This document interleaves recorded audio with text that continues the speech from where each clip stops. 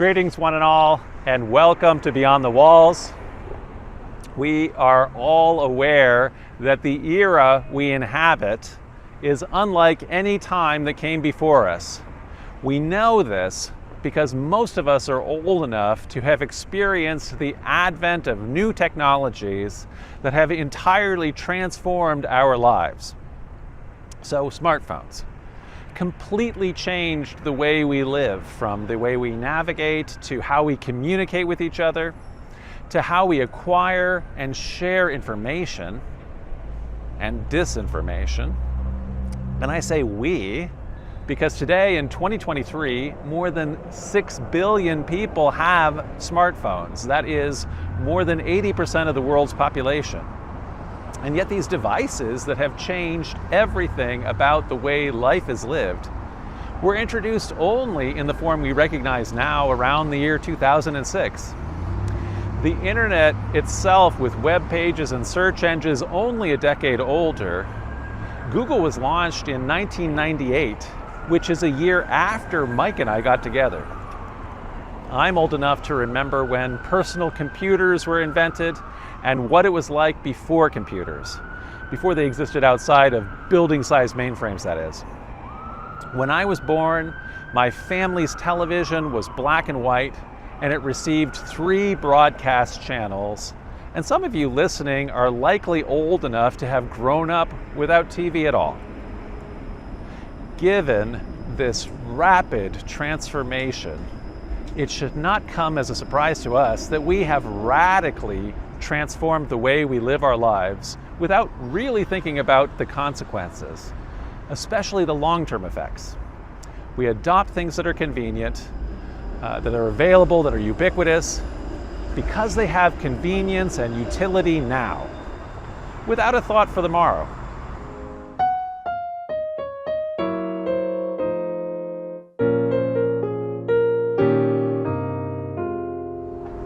An obvious example is plastic packaging. In the past, containers were expensive. In ancient history, the need to make pottery to store and transport food and drink, that's essentially the origin of human industry. It was time-consuming and expensive, and so people made jars that could be used and reused and reused. But around the time I was born, companies began manufacturing plastic bags that were so cheap that they were intended to be used only once and then thrown away. The only problem is that plastics are incredibly durable.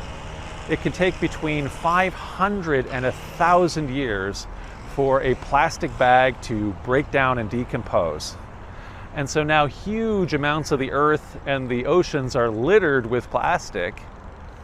The average plastic bag has a useful lifespan of about 12 minutes. And so it gets 12 minutes of good use. And then it has 1,000 years of consequences. Unfortunately, humanity continues to make choices like this and chooses ultra short-term utility without thought for the consequences. And this is just one such issue that we face, and unfortunately it is symbolic of our entire lives in the 21st century.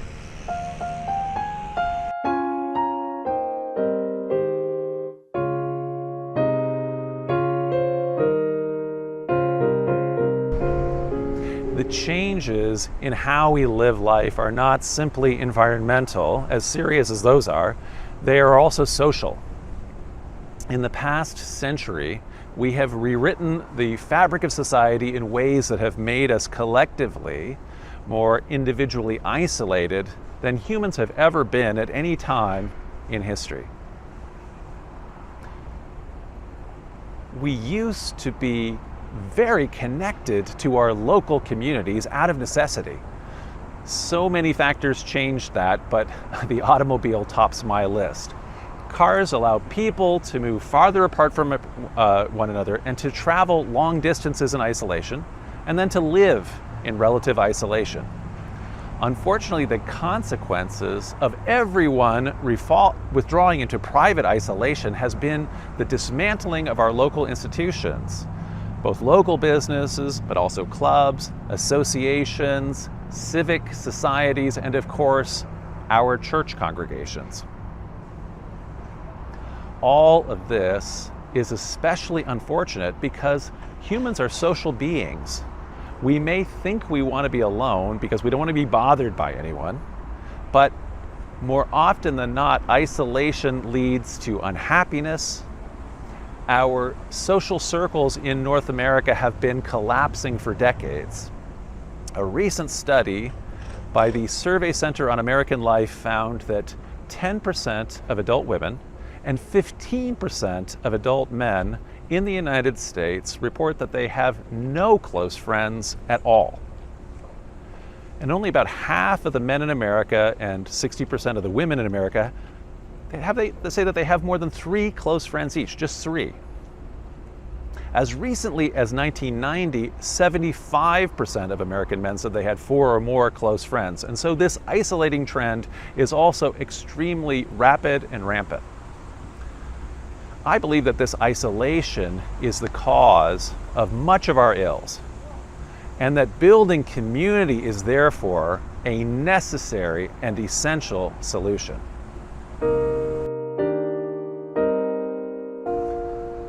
Our theme today is Live in Harmony, and it is taken from the Apostle Paul's description of the marks of a true disciple that he sets out in his letter to the Romans, chapter 12, verses 9 through 16. He says, "Let love be genuine, hate what is evil, hold fast to what is good, love one another in mutual affection, outdo one another, showing honor. Do not lag in zeal, be ardent in spirit, serve the Lord. Rejoice in hope, be patient in affliction, persevere in prayer. Contribute to the needs of the saints, and pursue hospitality to strangers. Bless those who persecute you, bless and do not curse them. Rejoice with those who rejoice, weep with those who weep. Live in harmony with one another. Do not be arrogant, but associate with the lowly. Do not claim to be wiser than you are." This is a recipe for creating a loving, sacred community, which is our goal this day and every day, by creating connections together and living out our mission beyond the walls of any sanctuary.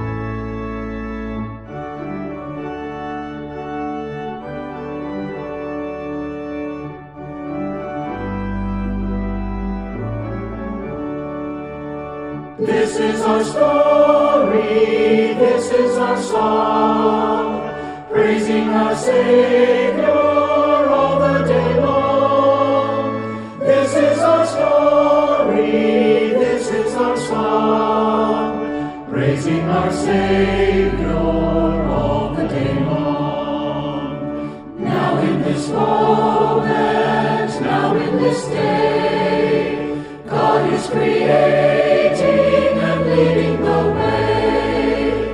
Life is behind us, life is before. We write the story not heard before. This is our story, this is our song, praising our Savior all the day long. This is our story, this is our song, praising our Savior all the day long. Past, present, future, joy, sorrow, hope. We write the story and life is its scope. God's love assures us through the unknown. God's grace sustains us, we're not our story, this is our song, praising our Savior all the day long. This is our story, this is our song, praising our Savior all the day long.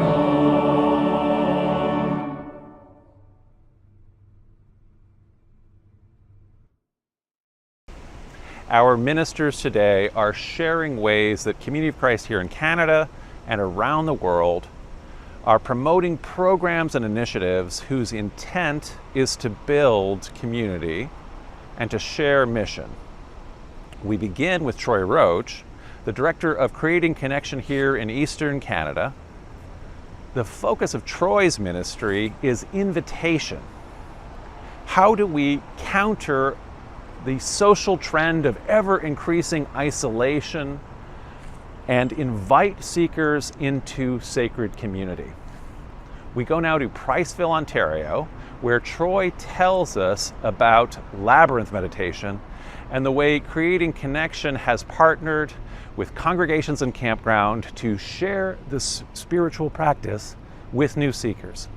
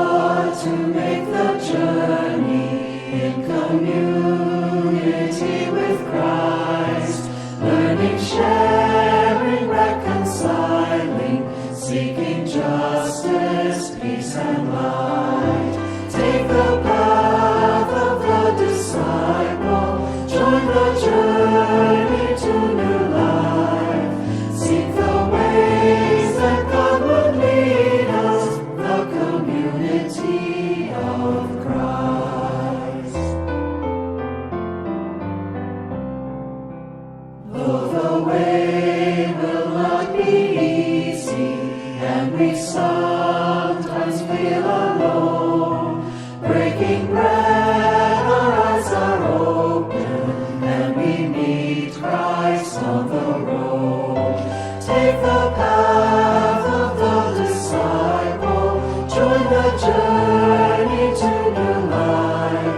Seek the ways that God will lead us, the community of Christ. On the path we go together, let the Spirit gently lead. We proclaim Jesus as Savior, and find joy, hope, love, and peace. Take the path of the disciple, join the journey to new life.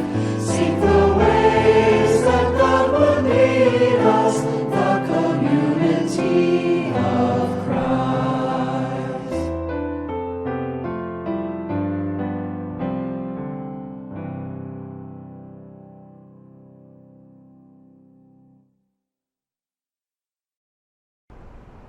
While most all of us now have access to a nearly infinite amount of information through the internet, the skills needed to glean accurate information from misinformation are finite indeed.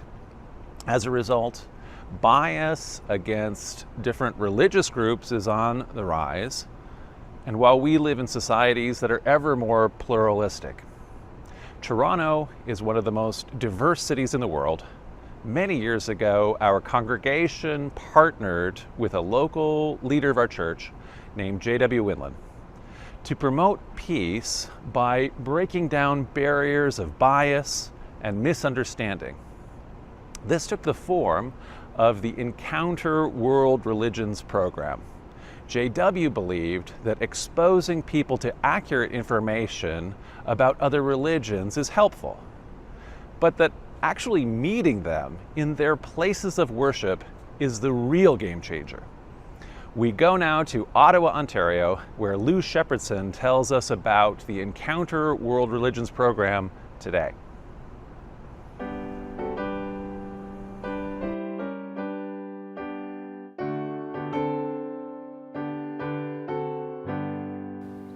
A favorite author of mine recently wrote a blog post entitled, "What Didn't Happen?" about how our media and culture constantly focus on the bad things that have happened in our world, but almost never tell us about the bad things that didn't happen because someone chose a different path. For example, most of us can readily name the military leaders from past wars, but we rarely ever learn about the people who negotiated a treaty to resolve a dispute between two countries and avoided another war altogether. This is what happens with many projects that are part of the Pursue Peace initiative. The positive impact they have is often best measured by what didn't happen. And that is certainly true for the work being done by Encounter World Religions. The late J.W. Windland, for many years a church leader in what is now Canada East Mission, followed his personal passion for learning about other religions and how they shape people's lives for over 30 years. Out of his sharing what he had learned with others, Encounter World Religions was born. Under J.W. and his protege, Brian Caruana, this work of teaching about the diverse faith traditions of our neighbors, classmates, and co-workers has been supported by Canada East Mission for many years. In 2020, Encounter World Religions became its own independent not-for-profit and started on a multi-year project to grow its offerings and to reach many more people.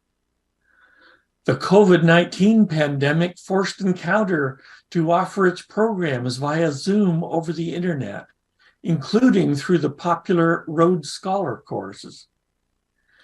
In addition to its summer programs that teach several thousand high school students each year, and its Summer Discovery Week event, Encounter has also expanded into the workplace.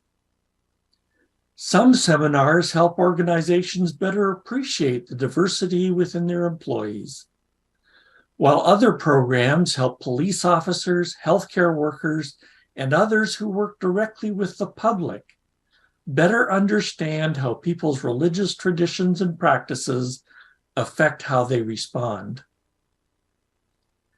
Encounter doesn't just give you a list of facts and dates that you could look up anywhere using Google. As its name suggests, our goal is for you to encounter each faith tradition, ideally by visiting a place of worship or sharing a meal or learning from one of the many generous, caring, and friendly people who will share their stories, help you fix your headscarf, or explain some practice or part of their philosophy. And in encountering them, you will be changed. You will see through new eyes of understanding and acceptance. Your fear of offending your new friends will disappear. Most important, your stereotypes, your assumptions, the thoughtless words that you might say to a neighbor, classmate, or coworker out of ignorance, the actions or votes taken in anger because you didn't understand another's faith tradition. All of these can become part of what didn't happen because you now see others through a clearer lens. This is the peacemaking that Encounter World Religions pursues every day. Peacemaking that is so needed in our communities as religious hate crimes and other injustices continue to make headlines. You can be part of this peacemaking by going to our website, worldreligions.ca, and signing up for our newsletter, or following Brian, known as the Religions Geek, on social media, or making a donation. And it's a great way to make Pursue Peace part of your congregation's mission initiatives by adding a regular contribution to Encounter World Religions in your annual budget. Teaching religious literacy to help people choose different paths may not make headlines in the news, but it is part of our calling and our mission to pursue peace every day. Amen.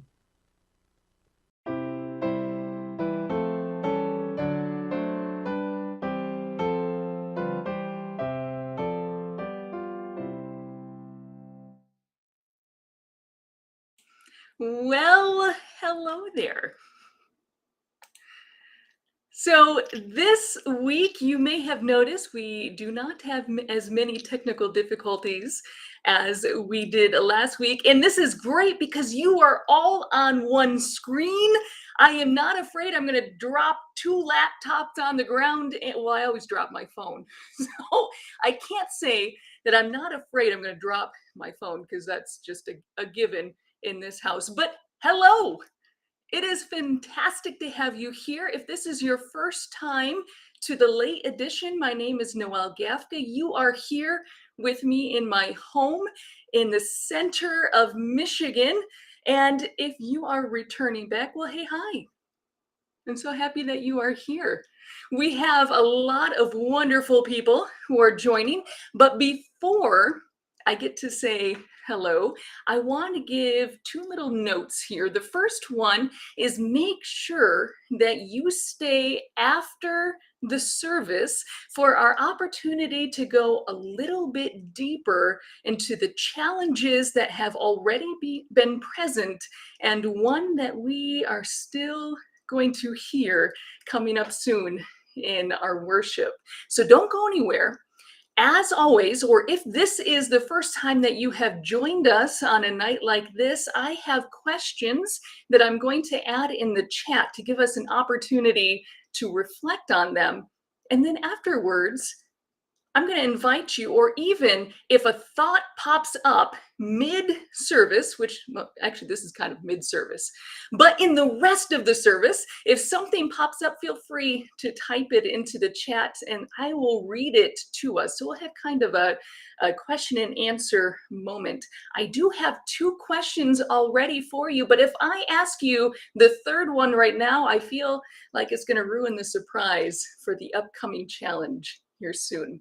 So I am going to share these after I say hello. I'm going to share question 1 and 2. You're going to have to wait for 3. So that means you can't go anywhere.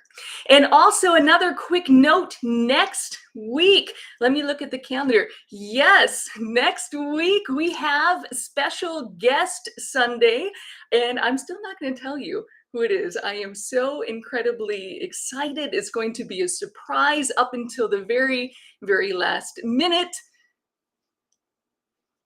I'm happy. So make sure you come back next week to be able to see who our special guest is. And as we continue to build community here, you'll get to know who that person is beyond what their name looks like in the chat. So I love it. We get to grow our community there. Okay, let's see. Who do we have? Oh, we have Sophie Cat here as well. I'm not going to move the camera, but I know we oftentimes want to know where the chaos is. It is right there. So chaos is being peaceful for the night.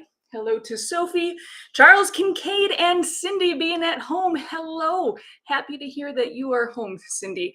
And of course, we have Cindy in Denver. Hello to you. We have Judy Luffman. Hello, Judy. It's always wonderful to worship with you. We have Marnie Fisher and Courtney Fitzgerald in Salt Lake City. We also have Roman in Salt Lake City as well. Hello to the both of you. So good to have you here. We also have Adam Euchre in Michigan. I'm still jealous about the pork roast that you made earlier. I'll get over it at some point. It just sounded amazing. And then we have Leon in Brazil. Hello there. I am excited to hear how it was going in church, well, to church in person in Brazil. I can't wait to hear how that was. We have Jeannie. We have Brian from Ontario. Hello there. We have Raymond Ortiz in Texas. We have Luann Day in Portsmouth, Ohio. Hello there. We have Nicola Wood. Hello, friend. And I'm kind of jealous that you've got cake in your oven right now, too. So that sounds good. I'm just going to deal with all my jealousy over here tonight, and we'll get over it. Caleb Rogers, hello, and keeping you and Dad in prayers for Wednesday. Thanks for letting us know about that. Faithful, it's good to be with you again and to worship with you. Taylor Ape, hello. Kyle, it's good to be with you, Kyle. Hello, we have Esteban Lopez in Chile. Hello, dear friend. Alan Young, thanks for being here again. I love it. Let's see. I'm going to jump over and see if I've missed. Fiona, I see your name. Hello to you. Robert Thompson in Sydney, Australia. Hello. It's awesome that you are here. Who else have been throwing their names into the midst? Okay, that's what we have on Facebook, even though I keep bouncing back and forth. Oh, that's okay. Taylor, sorry about that. I'll leave the ape off next time. Taylor, I love it that you are here. And I don't see anyone else jumping into the chats to say hello. That's okay. Even if you wish not to be seen, I see you. And I'm happy that you are here. Thank you for being here. Okay, as promised, 2 of the 3 questions that we're going to have for after worship. Don't worry, they will be typed into the chat, so you do not have to remember. Question number 1 that we will discuss after worship: how do we encourage healthy lifestyles to lift up wholeness and well-being? I'm going to ask that one again. How do we encourage healthy lifestyles to lift up wholeness and well-being? Question number 2: how do we encounter others in our daily lives that encourages us to live in harmony? Let me do that one more time. How do we encounter others in our daily lives that encourages us to live in harmony? So maybe you're already noticing that the questions are tied into those challenges that we have already heard. The third one will come in just a moment. But as always, it is wonderful to be with you. Let's continue to worship together. We are grateful that the Center Place Ministries have had such a remarkable response. This is because of the efforts of so many volunteers.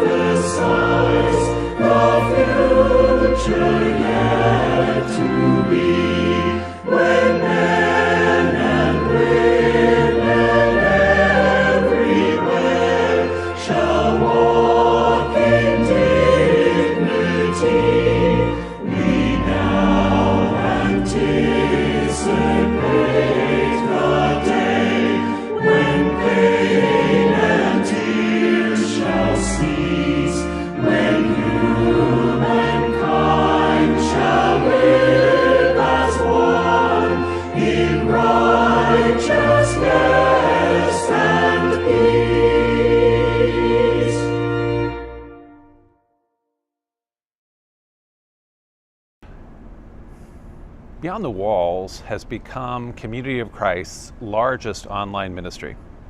As I mentioned last week, our Center Place YouTube channel now has more than 50,000 subscribers, making it the largest church channel in Canada, second only to the Catholic Church's Daily Mass TV. And again, in the past year, people spent 1.9 million hours watching our lectures, listening to our hymns and other music, sharing in our church services and other programming. The vast majority of those hours represent listeners who are not members of the church. And so Beyond the Walls is serving as an entry point for seekers, inviting all into sacred community. We go now to Tallahassee, Florida, where Jackie Mueller shares about the background of our programs.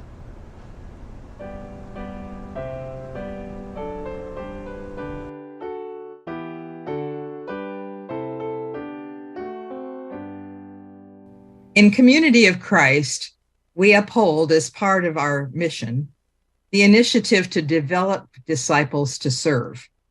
We affirm that continually learning and growing together is an essential component of our purpose in life.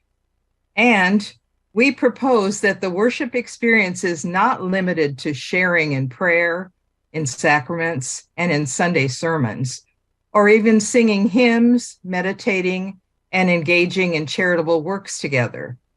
Worship also includes challenging our complacency and opening our minds to new perspectives and new insights, which is why lessons are a regular component of the Beyond the Walls ministry.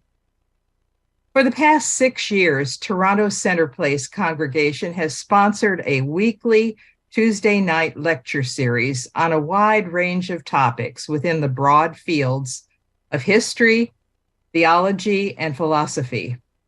When these were held in person, the lectures drew the largest number of participants in any regular activity held in Toronto Center Place, including the Sunday morning worship.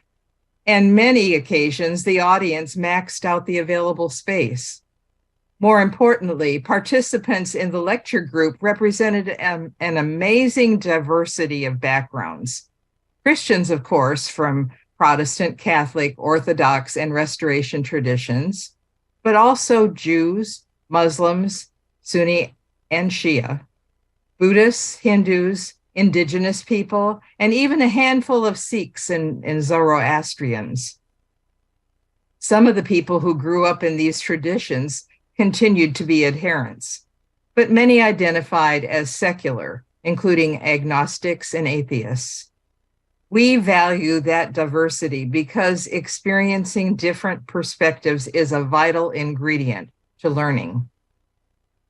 As the Tuesday lectures moved entirely online since the pandemic, they have been able to attract an ever wider and more diverse audience. Today, more people are being exposed to Community of Christ through the Center Place YouTube channel than through any other entry point. The most popular lecture this year, viewed by more than 200,000 times, was a survey about the historical Jesus. The top 12 lectures on topics ranging from who wrote the Bible to lost Christianities and the Gnostic Gospels have all been viewed more than 100,000 times each. You can view the complete lecture catalog at centerplace.ca/lectures. Testimonials explain why Center Place outperforms channels and classes sponsored by other churches. Toronto Center Place's approach is even-handed and academic, rather than partisan and apologetic.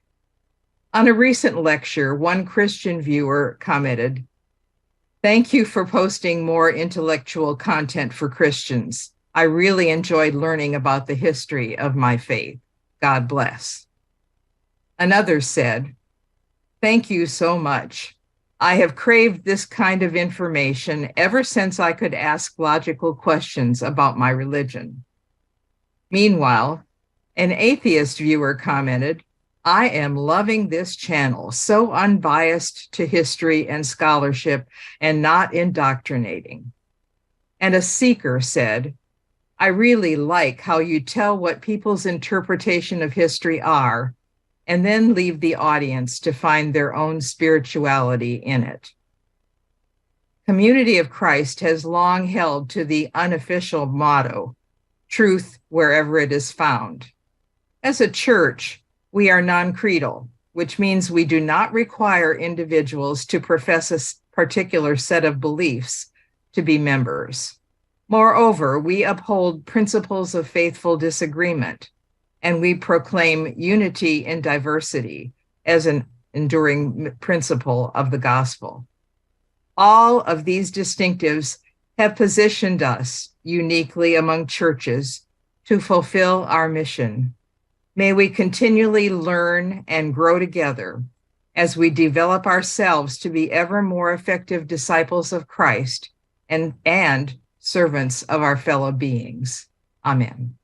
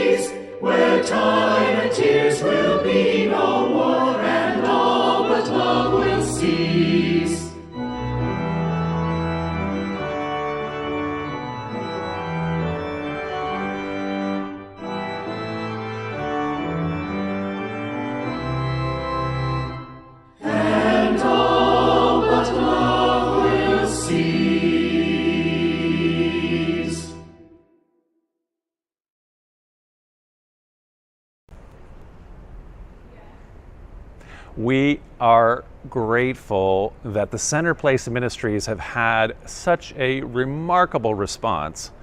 This is because of the efforts of so many volunteers who give their time to make Beyond the Walls possible.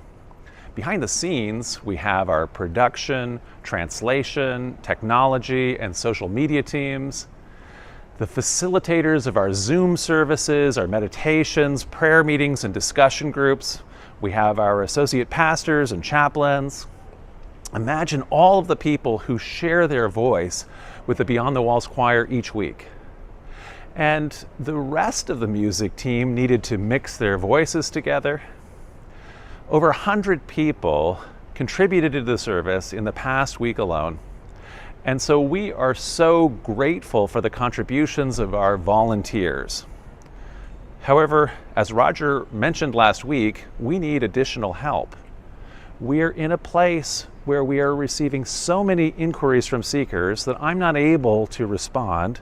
And so if you are a seeker who has written me about wanting to join the church, I apologize that we have kept you waiting.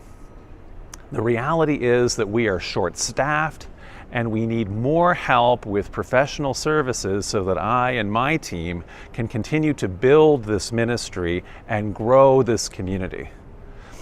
It's for this reason that we are asking for your help and donations as we attempt to raise $50,000 this fall. So donations can be made at our website, centerplace.ca/donate, or via e-tithing at the World Church's website. So just minutes last week after Roger explained our needs, one disciple sent in a $1,000 contribution to start us off, and we're so grateful for that. I hope that other disciples who value this ministry, the resources that we produce, and the results we're already achieving will also choose to pitch in. We believe that contributing to Center Places, it's now the single most effective way to invest in growing the church. At the beginning of this hour, I talked about plastic bags as a metaphor for choosing immediate, cheap conveniences while ignoring their lasting consequences. Unfortunately, as we know, similar choices have been repeated in ways that have had dire consequences for the global environment. 2023 was already broken records as the hottest year in human history. And we've seen the consequences through fires and storms, causing suffering and death around the world. Many members of our church in North America have come together and committed to address the need for climate justice right now as humanity's top priority. We go now to Bend, Oregon, where Lori Gordon shares a lesson about peace on and for the earth.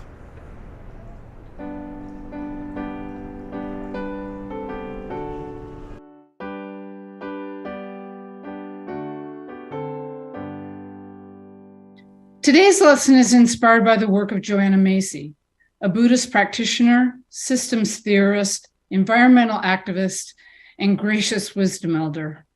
She provides a conceptual framework to help navigate these crazy, chaotic times. So I offer here a brief review of the work that reconnects, drawn from her highly recommended books, Act of Hope and Coming Back to Life. As the world hurtles towards irreversible tipping points, Macy offers 3 stories from which we can choose to live. The first is called Business as Usual. An extraction-based economy fosters hyperconsumption and treats nature as a commodity. You know this one. Stressed, busy, and distracted, we simply don't have the capacity to recognize, let alone respond to, the climate crisis. Aptly dubbed The Great Unraveling, the second story sees our world falling apart.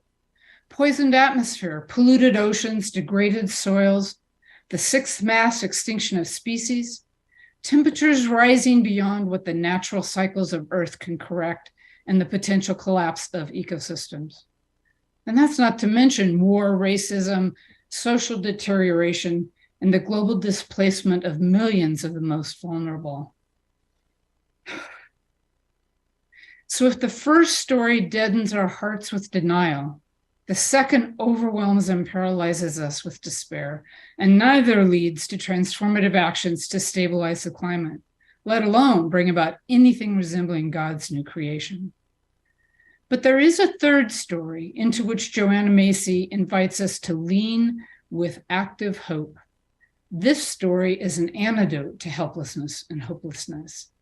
It begins with gratitude, creates space in the heart to feel the world's pain, but does not get stuck there. It invites us to see clearly, imagine creatively, act faithfully, and live into the Great Turning. Now, the Great Turning is a story of larger patterns at work and emergent possibilities woven of simple acts and right relationships. And the beauty of it is that even though no one person can do enough, the synergy created by our collective acts of caring can bring new and unexpected possibilities into being. A commitment to act for the sake of life on Earth, with no guarantees of outcome, the Great Turning is the essential adventure of our time. Now, the Great Turning takes place at the intersection of ancient wisdom, new frontiers in science, and spiritual awakening. It is technological and social and spiritual in scope. And there are three dimensions to this story told here through our lens of climate concerns. First, holding actions. These are the actions we must take now to stem the tide. How we eat, heat, move, and consume matters. Who we advocate, vote, or march for makes a difference. However small, every choice to slow the rise in temperatures and every species we save from extinction counters the unraveling. Breaking our addiction to fossil fuels is paramount. Holding actions buy time for the slow work of systemic change and lay the groundwork for the second dimension, which is called transforming the foundations of our common life. This aspect of the Great Turning shapes our culture with life-sustaining systems and practices that are grounded in shared values. Such changes take time and require deep listening. So effective climate solutions address the hard realities of social, racial, and economic injustice. And they heed the voices of marginalized communities who are most affected by climate change. Again, the transition to renewable energy sources is key. But we cannot save the planet with technology alone. Some climate solutions are being designed so humans can continue to extract, consume, and perpetuate the myth of human exceptionalism. Nature-based climate solutions nurture the flourishing of life for all, not just human life. So the permaculture movement, for instance, brings nature's wisdom to farming methods that replenish soils and to the design of livable communities. Practices that heal the earth include preserving old-growth forests and peat bogs, protecting our oceans and rivers, restoring degraded habitats, setting aside wildlands so other species can thrive, managing land trusts with the ancestral wisdom of indigenous communities, even replacing our lawns with native species that support pollinators. There's lots of work ahead, but we are on the cusp of transformative lifeways that restore broken relationships with the land and renew the bonds of kinship with our non-human family and with each other. So third, the Great Turning is empowered by a profound shift in consciousness towards a kin-centric worldview. Joanna details shifts in perception that come with our spiritual awakening to the interdependence of all life. We turn away from ego-driven separation and turn towards ecological belonging. Power over gives way to power with.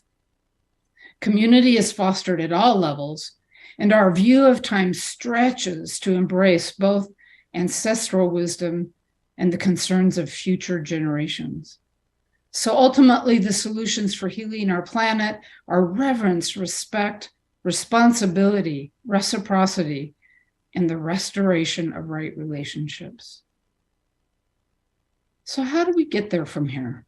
There's no blueprint for what the future will look like, how or even when or if the Great Turning will be accomplished.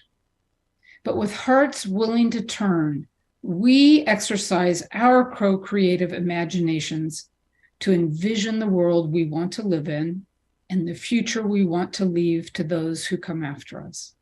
And then we call it forth together, each of us acting according to our passion and giftedness. In this view, says Joanna Macy, a visionary impulse is not something we invent, it is something we serve. And what about our collective vision as community of Christ? What if our call to restoration is not about restoring right beliefs, but about restoring right relationships? And the values articulated in our enduring principles, every single one of them, empower climate action. What if these are our gift to the Great Turning? And I'll say, stay tuned on this one. The climate team's working on this. Here's my challenge. Ignore the lies. Look for larger and longer patterns at work in our world. There are signs of the great turning everywhere. God's new creation is on the horizon. Align your heart with visions so compelling and so life-giving that you simply can't not be part of it. And then remember this sage advice from activist Wes Jackson. If your life's work can be accomplished in your lifetime, you're not thinking big enough. Today's peace prayer is taken from Praying with the Earth, a prayer book for peace, a part of a prayer by John Philip Newell. We look, O God, with longing for Earth's children, with compassion for all creatures, with hearts breaking for the nations and the people we love. Open us to visions we have never known. Strengthen us for self-givings we have never made. Delight us with a oneness we could never have imagined, that we may truly be born of you, makers of peace. Amen. As we are all too aware in this era, there are many crises whose scale is global. That size, that weight against ourselves as humans in isolation can lead us to despair. And yet I believe there's always cause for hope when we intentionally commit to pitching in, doing our part together in communities, like the global congregation all of us have shared in this day. Ultimately, our testimony in faith is that God is good and that all of creation is good. Anything that exists shares in being and so participates in the source of being. Let us therefore do our part, individually and collectively, to move toward that which is good, and thereby build positive momentum whose effects will be felt beyond our sight and after our time. Go forth with the conclusion of the Apostle Paul's advice for living as a true disciple in sacred community from the letter to the Romans, chapter 12, now verses 16 through 18 and 21. Live in harmony with one another. Do not be arrogant, but associate with the lowly. Do not claim to be wiser than you are. Do not repay anyone evil for evil, but take thought for that which is noble in the sight of all. If it's possible, insofar as it depends on you, live peaceably with all. Do not be overcome by evil, but overcome evil with good. Amen.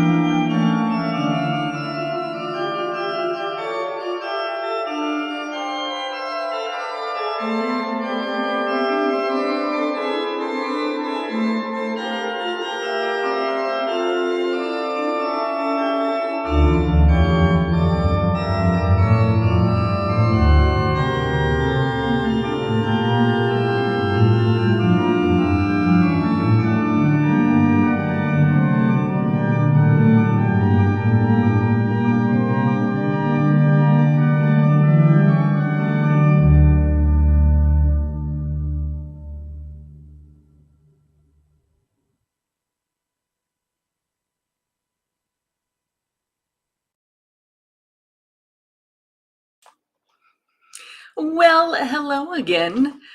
All right. So we are a people who believe in redemption and forgiveness. And I'm calling myself out that I accidentally clicked the wrong button earlier. So that brief little preview of John, that was me. And I did that, I think, because I jinxed myself by saying that we didn't have any technical difficulties tonight. So, lesson learned. I'm not going to ever mention that again. But thanks for staying and thanks for being a part of our after worship experience where we get to continue to build this community and to go deeper into the message, or as we just heard, messages from today, and learn together and expand our knowledge of what it means to be the hands and feet of Christ in this world. Now, if you are like me, that sometimes needs extended periods of time to reflect on a question, please don't let these questions panic you or put your brain into a little frenzy there. It's okay. You do not have to have an answer. You do not have to come up with something on the spot. But sometimes just listening to other people's answers is enough to spark an insight or idea, or even help us to say, I have never thought of that before, and I really want to go and research that. So even if you don't have an answer, listen and see where your mind is going. And I threw a fourth one in there. So I hope you saw that fourth question there. How this normally works is I'm going to read the question. And if you have already put an answer in the chat, thank you so much. I will do some jolly scrolling to find it.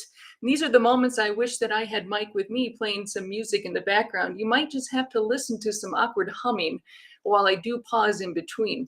Or Sophie Cat has woken up. You might hear her instead. If you have not put an answer in the chat and you do have one, please feel free to. If I move on to a question, that doesn't mean that you can't answer still. Please throw an answer in there and I'll come back to it, or somebody else will scroll through and see that answer as well.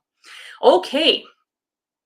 So the very first question, how do we encourage healthy lifestyles to lift up wholeness and well-being? Ooh, we have some answers. If you are on the Facebook side and you aren't seeing some answers in your chat, we do have some answers on the YouTube side, so that might be where I am pulling them from. But Taylor has an answer for us. Taylor says, when I eat right and exercise, and also added a second part to say, I got to scroll back down here. See, this is where I need that happy background music. Maybe I could just snap my fingers. Oh, wait, Taylor, I think what I see there is you were just helping by posting the question again. I appreciate you. Thank you so much. No, I did find it. See, that's all I had to do was scroll through. To take care of self, the self is the temple. I like that. Thank you so much. Nicola says, I think when I really believe I am part of the divine and holy, that I matter, then I will prioritize myself to take care of my own self. It's easy to decenter myself and to not care for my body. I love that. Absolutely understand that completely. Leon says, a thorough study of Doctrine and Covenants, section 86, known as the Word of Wisdom.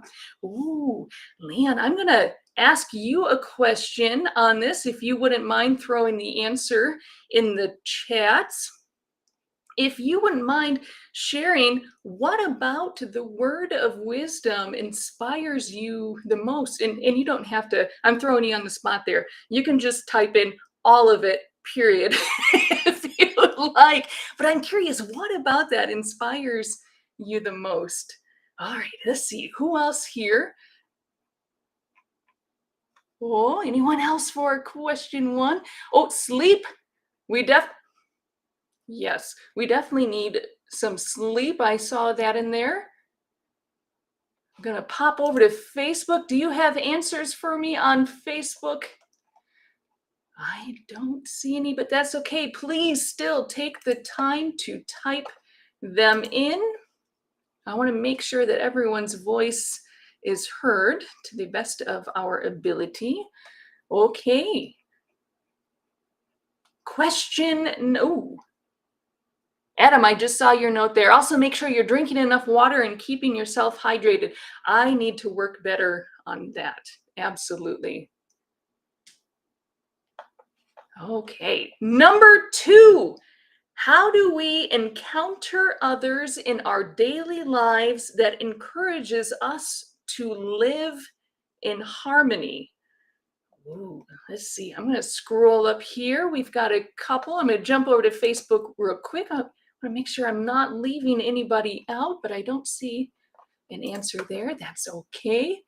Let's see. Number 2. Oh, Nicholas says, taking time to learn about others' beliefs and cultures so that we can see the value that different perspectives have. There was an online class about Indigenous history that challenged me in this way. Ooh, I like it. I'm really curious to know what class that was. And Leon says, with a smile and a hearty hello. I don't know how to do that, but I like it. I like it. Very, very good. All right, number 2. What else do we have here? Jeannie has part 2 and 3, so I'm going to wait for that so I can segue into the next. There, what else do we have for number 2? What other ways, or how do we encounter others in our daily lives that encourages us to live in harmony? Facebook. Oh, okay, that's all right. We'll come back over here. I want to make sure. Well, hey there, Eunice. I see you just popped in. It's good to be with you. Hello, hello. We're just doing our expanded service time of questions and answers. Oh, I see you have your answer there for number 1. Subscribe to a healthy life, good nutrition, and to keep active. I agree. Wonderful. All right. This is definitely that moment when I need to increase my prescription. So I can read the fine print here in the chats. Andre, hello there. And Adam, I see your note number 2, just listening to others and let them tell their story. Absolutely. I do like that. I do like that very much. Okay. 2 and 3 from Jeannie.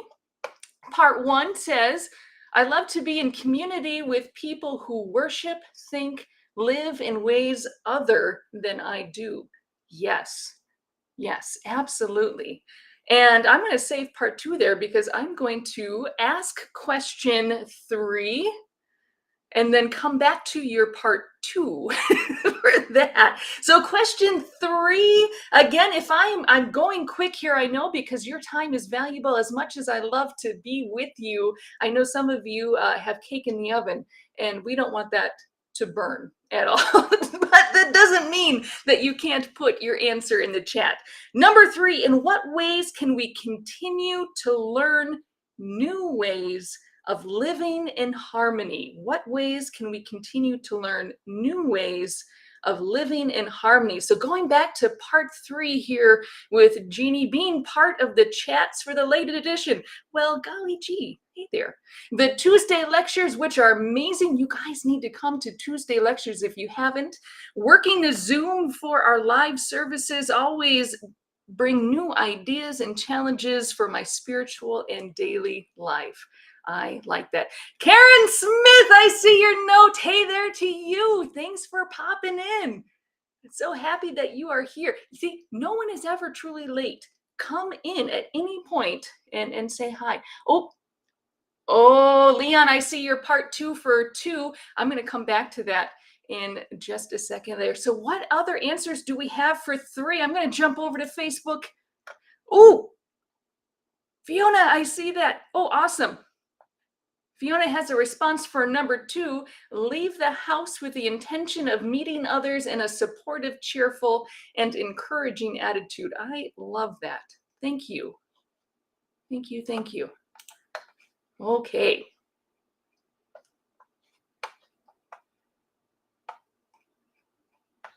Any more for question 3? What ways can we continue to learn new ways of living in harmony?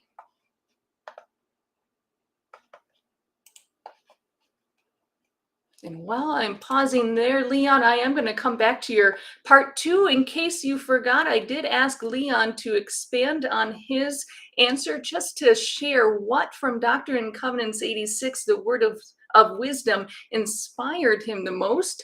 And Leon said, quoted right in there, yea, flesh also of beasts and of the fowls of the air, I, the Lord, hath ordained for the use of people with thanksgiving. Nevertheless, they are to be used sparingly. Thank you. Thank you for expanding on that with me. Okay, last question here from our challenges. Oh, I see your note there, Charles. Cindy says, listen and observe. Thank you, Cindy. Thank you so much for that note. Hopping back over to Facebook. Okay. Number 4, what does peace on and for the earth look like? What does peace on and for the earth look like? Is it the same? Is it different? Can we have one without the other? Let me scroll up here and see, what do we have?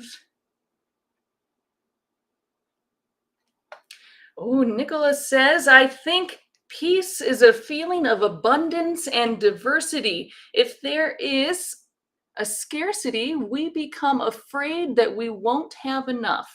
So abundance, which I wonder if this includes pollinating local plant yards. Ooh, I like that. Thank you. Let me scroll. Taylor has, Taylor, I forgot your 3. I'm going to jump back to 3 for a second here. Taylor says, no flesh consume, less oil, no sands, no plastics except storage. Thank you. And your 4 says, well, people say that it's a no way out, but maybe all nations that agree become provinces and we have one federal government on the first render, not the second one. Intriguing thoughts. Thank you for sharing that. Oh, Sophie. Sophie is sharing her thoughts. You might be able to hear her over there. What do we have here? Oh, I see a note from Karen that says, more concerns for others than self. What a world that would be. Yes, absolutely. Oh, Eunice, it's getting to that point of night that I can't remember if I already read this. If this is a part 2, maybe we need to have it be shared again. Travel and be immersed in the cultures you meet. I like that. I think that was from number 3. Let me jump over to Facebook.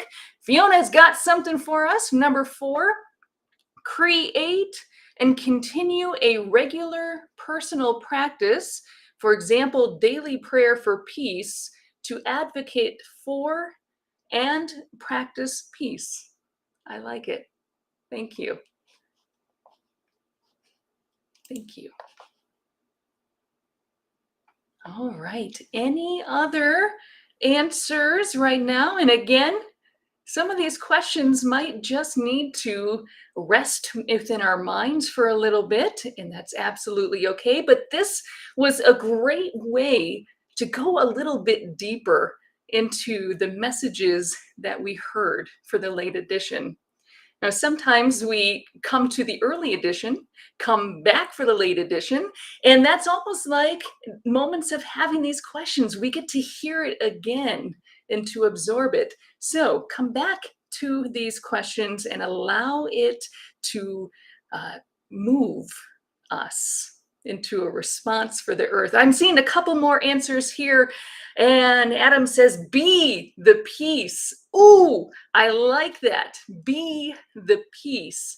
And Ellen says, to feel much for others and little for ourselves, to restrain our selfishness and exercise our benevolent affections constitutes the perfection of human nature. Thank you for sharing that answer. Taylor, I see it 4 there. Play. Adults earn revenue at what they love, like going to recess instead of, oh, my screen is moving on me there. I can't see. Ooh, instead of careers, I suppose every single person. I am never going to say that playing is a bad idea. We humans don't get to do it enough. I mean, pop back over to Facebook. Okay. Well, my friends, it is that time when we get to depart for now, but it is not for too long. We don't have to wait a whole week until we are together again. Tuesday night lectures are sensational. Make sure you come and learn. There is also a wonderful time of Q&A with John Hamer afterwards that just blows my mind every single time. Wednesday nights at 8 o'clock Eastern time, starting for the first time this week, is a new Community of Christ 101 for anyone who considers themselves a seeker or wants to spend a little bit more time to know, what does Community of Christ believe? Who are we or they as a body, and what does that mean for me in this moment? So come be a part of that. And I see your note there that the chat here is better. Well, yes, I might be a little biased there. And if you can't be with us on Wednesday, you know what? There's always going to be an opportunity to come back together on Sunday for more experiences, including our special guest who will be with us next week. More of the reason to come to the late edition to see who the special guest is. And one of these late editions, I think we might have to have a cooking episode, because we are either always talking about food, making food, or reminding Noelle what food you have that I don't. So we might have to have a cooking time so that we can come together and celebrate and eat. It's one of our sacraments, they say. Thank you again for being here. You are loved beyond words. It is wonderful to feel your presence, even across the world on the other side of the screen. You are the reason that we are here, so that we can learn and grow and be together. So share this experience with someone else. Let them come and be a part of the late edition. Yes, Adam, it is all about the food. Until we meet again, I love you, even if we just met. Have a wonderful night or morning.